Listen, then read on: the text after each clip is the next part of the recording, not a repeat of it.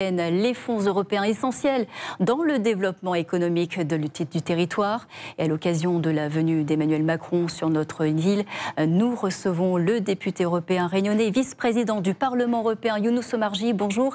Bonsoir. Et merci de réagir sur Antenne Réunion. Bonsoir. Tout d'abord, vous souhaitez réagir suite à la mort du pape François? Oui, je souhaite adresser mes pensées à l'ensemble de la communauté catholique et à tous les Réunionnais. Nous sommes tous profondément affectés par la mort du pape qui parlait à chacun d'entre nous et qui nous rappelait notre devoir d'humanité. Je me souviens qu'il était venu devant le Parlement européen et il avait tenu un discours très fort où il dénonçait cette culture du déchet, cette société toujours plus individualiste, consumériste, qui met les plus faibles, les plus pauvres de côté. Et c'était la voix, comme cela a été dit par Monseigneur, la voix des démunis, la voix des plus pauvres, la voix des damnés de la terre. Et je crois que nous devons maintenant tirer les leçons de ce qu'il nous a appris. Alors, vous êtes à votre 4e mandat de député européen depuis 2012. Vous défendez les grands dossiers de la Réunion et des régions ultramarines. Vous suivrez dès demain cette visite présidentielle d'Emmanuel Macron. De vos années d'expérience, quelles sont vos attentes, vos priorités pour la Réunion actuellement? D'abord, je constate que l'Union européenne est au chevet de l'ensemble des régions ultrapériphériques et de la Réunion. Mais lorsque je dis au chevet, c'est parce que je note que les crises sont toujours de plus en plus nombreuses et deviennent une donne permanente. L'Union européenne a été présente pendant la pandémie du Covid-19. Elle est présente en réponse aux catastrophes climatiques, Chido à Mayotte, Garance à La Réunion.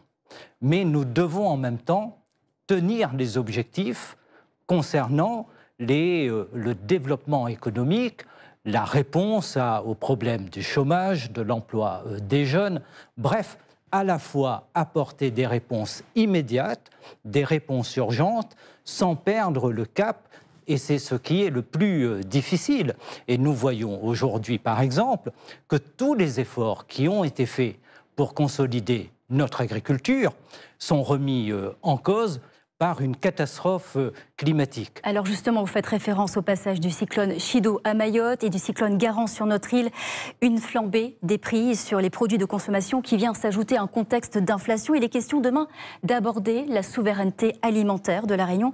Est-il possible d'y parvenir selon vous? Oui, d'abord, je dirais au président de la République que nous avons aujourd'hui 6000 exploitations qui sont sinistrées. Et qu'il faut apporter une réponse immédiate. Et les réponses que nous avons apportées ne sont pas suffisantes, et c'est la raison pour laquelle, avec le président du conseil départemental, nous demandons que le président de la République demande à l'Union européenne l'activation du fonds de réserve agricole, tel que l'Espagne a pu en bénéficier, ou Chypre également. Parce que nous avons besoin immédiatement de compenser les pertes pour pouvoir tenir ensuite les objectifs que nous avons en matière de production. Et la vie chère, évidemment, dans ce contexte, eh bien, elle ne fait que galoper, puisque dès qu'intervient un cyclone, vous le savez, les prix augmentent. Mais en même temps, nous devons évidemment réduire notre dépendance de l'extérieur. Alors, il y a également justement une séquence agricole de prévue dès demain, le POSEI, l'outil de mise à disposition d'aide européenne et nationale au secteur agricole pour toutes les RUP. Il vise à améliorer la compétitivité économique et technique des filières agricoles ultramarines.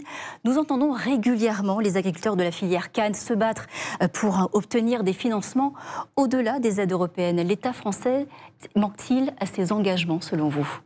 Je crois que le président de la République devra être engagé au Conseil européen pour obtenir à minima le maintien du POSEI. Et ce que nous demandons, c'est une augmentation dans un contexte qui, vous le savez, est très difficile et les arbitrages seront extrêmement douloureux. Et c'est pourquoi l'engagement du président de la République au sein du Conseil européen pour l'augmentation du POSEI, mais aussi pour le maintien de l'allocation concernant la compensation des surcoûts est tout à fait décisif. Bien sûr, il nous faut ensuite de nouveaux instruments tels que le demandent les agriculteurs.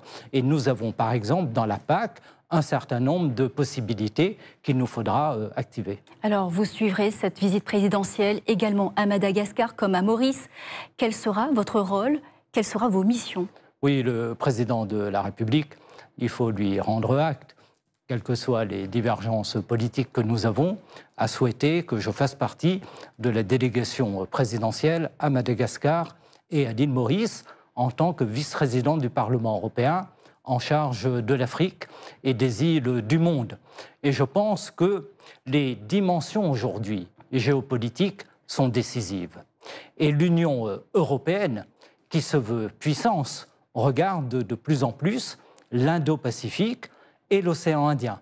Et ce sommet doit être aussi le moment fondateur pour la France, comme pour l'Union européenne, d'une action extrêmement engagée dans les îles de l'océan Indien, parce que c'est là que se joue aussi l'avenir de la Réunion. Vous savez, l'avenir de la Réunion, il est aussi à Madagascar, il est aussi à l'île Maurice. Merci Younous Omarjee d'avoir répondu aux questions d'Antenne Réunion. Je rappelle que vous êtes député européen et vice-président du Parlement européen. Merci de vous être exprimé à l'occasion de cette visite présidentielle d'Emmanuel Macron à La Réunion. Et avant La Réunion, le président de la République était en visite